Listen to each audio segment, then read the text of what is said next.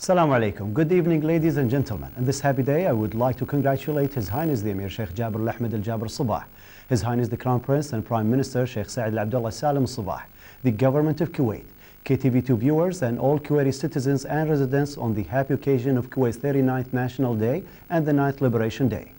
Thanks to Almighty Allah, Kuwait was liberated years ago. However, 9 years after the universally condemned invasion of Kuwait, more than 600 Kuwaiti and other prisoners of war are still held by the Iraqi regime that refuses to release any useful information about them.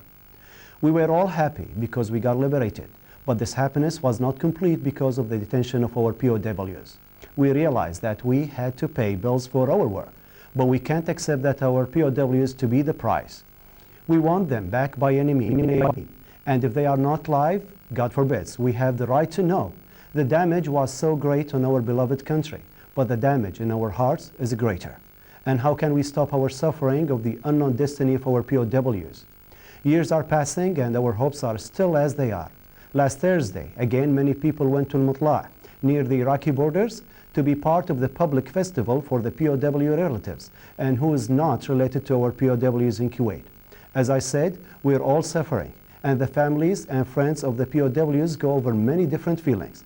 To overcome the negative effects of losing the economic and emotional support of the families of the POWs, and to help ourselves as we are forced to wait for the sun of freedom that won't be complete without our POWs. With us tonight as we try to do something for our POWs is Dr. Marwan Mtawa. He's a clinical psychologist, and also with us is Dr. Jassim Haji, a consultant of child psychology. I would like to welcome you with us, gentlemen, our show tonight. Thank you very much, Abdullah. It's my pleasure to be with you tonight and with our dear viewers live on air from KTV2 in the program tonight, The Sun of Freedom.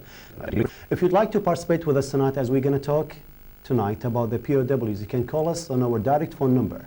You can see it on the screen, it's 2412602, the direct phone number 2412602, or maybe the ministry's number that is 2415300.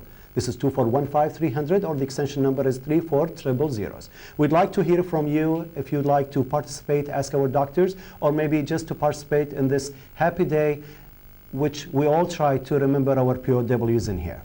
Now, again, gentlemen, Dr. Marwan Mtawa and Dr. Jassim Haji, I'd like to welcome you, and maybe I can start with my questions. The first question that comes to my mind, we know that Kuwait was liberated in 1991. But the problem of the POW started before that, in 1990, on the 2nd of August. From the first day, people started to disappear. And later on, a lot of them did not come back. Now, some of them, they came back during the invasion and after the liberation, but some of them did not come till today. I wonder, what are the immediate feelings of the families of those POWs at that time, during the invasion time? I think before we talk about the immediate psychological and social negative effects of being a POW, let us have a very short idea, very small idea, what kind of the punishment or procedures or tortures done by our POW by the Iraqi regime during the invasion.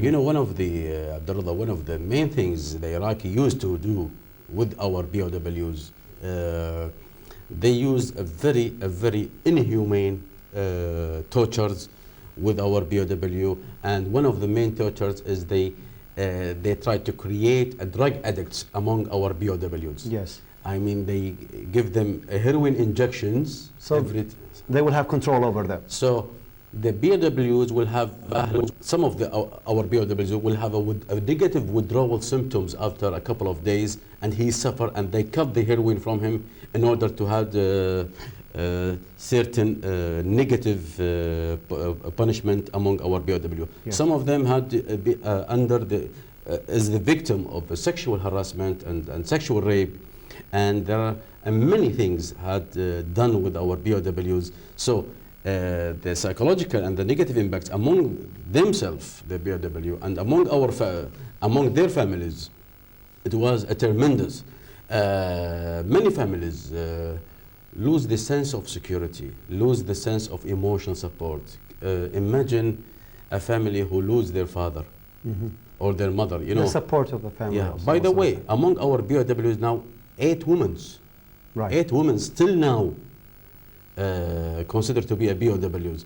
And imagine the kind of emotional trauma, and I call it emotional traumatic experience among their families, because just all of a sudden the Iraqi regime take our peoples from the street, from the mosque. Most of them were civilians, right? Most of them civilian, Yes. and very innocent, and all of a sudden the family, they lose their father or their brothers or their sisters, and some of them released after 2 weeks or 2 months. They had great negative psychological effects, and during this period, when the family lose their POWs, most of the families reported to us in the psychiatric clinic, they had sleep disturbance, lack of appetite among most of the families, lack of concentration, a very severe depressive episode. We can only imagine, I mean, what those families of the POWs felt. Dr. Jassim, maybe you could help us out or add to our information. Now, some families, their sons, the POWs, they came back. Some of them, they did not. Now, we have now in the same place, some neighbors, their sons came back, and with other families, still their sons did not come back. What do you think? I mean, how can you describe their feelings, those families, without having their sons coming Well, back? I think they have mixed feelings, sometimes we have something called survivor guilt. Some of those POWs who have been returned home, some of them might develop survival guilt that I came back, how about my neighbor? Yes.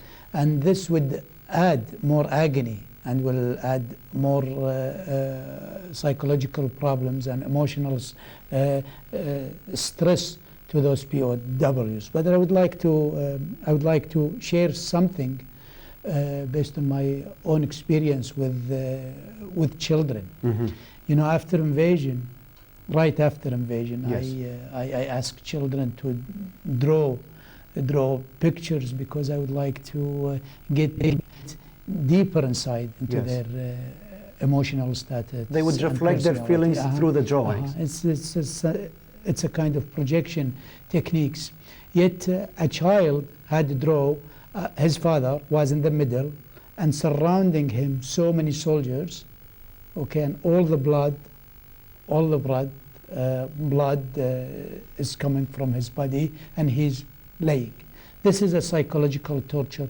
Can you imagine a child with this kind of traumatic picture? This picture is intrusive, and the worst part of it, the feeling of helplessness. The child is being helpless because he cannot do anything to help his And we're father. talking definitely about, what, 5, 6 years old, maybe, kids. Yeah. Well, Dr. Marwan, we're sure that many of the POWs, they have children here and families. And many of them, they were, as we said at the beginning, they were the backbones of their families. Now, today, after 9 or maybe, 9 days, 9 years of the liberation and 10 years maybe of the detention of the POWs, what about their families? I mean, these days, how do they feel after all these years? Did they forget them? Are they doing better? Are they settled down? I'll give you a case, a real case who I saw in my clinic.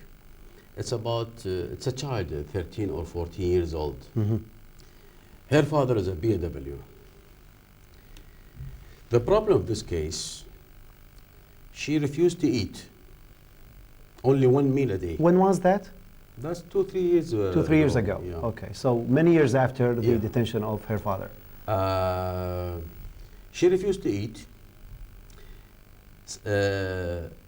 She put her hand near the fire in order to suffer the heat of the fire. Strange. Yes. Why is that? She said to me, I want to feel the suffering of my father. I know my father now he is Captured in Iraq and captured by the suffering. Iraqis. He is feeling not good. I want to feel his pain. She wants to share maybe the... So she began to punish herself by burning herself. And so it's real burning. She was doing this maybe unconsciously, right? Sometimes unconsciously, sometimes consciously. She refused to attend any ceremony in any kind, because she had a feeling of guilt. Why I am so happy? Yeah, this is what Dr. Jassim just mentioned, maybe. Why I'm so feel of happy guilt. and my father is not happy. I see. In the cold weather now, for example, she said, my father now, he feel cold. She tried to sleep without any covers, without any things, to feel the cold weather. At the last day of the last sessions, I remember, she told me, please, Dr. Marwan, hit me in your car. My goodness. I want to die. I said to her, why you want to die?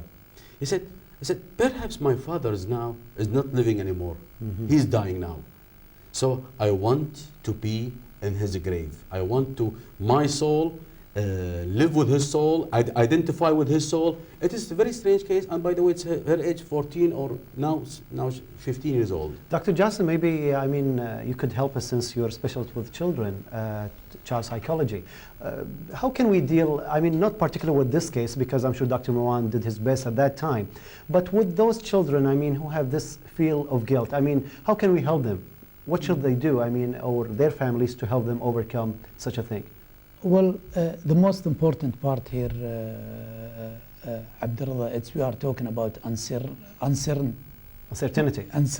Yes. We are talking about here grief in limbo. Grief in limbo, it's a hard reaction, a depression, okay, and emotional stress. We are talking about uncertainty. They don't know what's going to happen next. And children are going through growth. They are growing and growing, and they are going through the developmental stage. In these developmental stages, they are having emotional trauma and psychological trauma and depression. And you know, it's very hard for them because they will face psychological disorder in the future, like depression and conduct disorder and lack of concentration and so many other negative Well, Dr. Jassim, we all share our families, the families of POWs, these feelings. And also, maybe I think we have a pre-recorded report here, interview prepared by our director, about the concerns of people regarding our POWs. So maybe if we can watch it together with our dear viewers. What do you think of the media coverage on our POWs? Here in Kuwait, it's more than enough. But internationally, it's need more coverage. Why don't we put our case in satellite channels like CNN, BBC, for example? Since your uncle is a POW, what can you do to help him out? Well, what can I do? But suffering and waiting for him. All what I can do is I hope that my uncle and all of the POWs will come back as soon as possible they can. It's not reasonable to keep any person such a long period as POW. In fact, it's not God's plan to keep anybody as a prisoner. Do you think there's enough media coverage for the POWs in the region? In fact, no, actually no. I think sometimes they are ignored, they are totally ignored, and we should remember them every day. And our media, I mean in general, not in just Kuwait, in the Gulf region, they should never forget them because they are us. So if you forget them and they are ignored, no, this is not enough. Have you heard about Kuwaiti POW